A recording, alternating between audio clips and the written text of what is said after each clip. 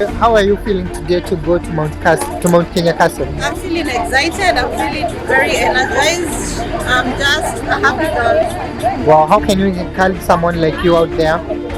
I think you should just try. Wake up one day and just do it. Maxati Asanti, nilianza hike Mount Kenya Castle 2021 September.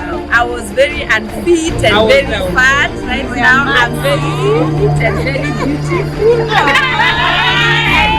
Yeah, right. Guys, this is Maxati Adventure. We are ready to serve. Me. So guys, we are here. We are doing Kamweti Falls. This is courtesy of Maxati Adventure. This is our fifth hike this year. We're gonna take.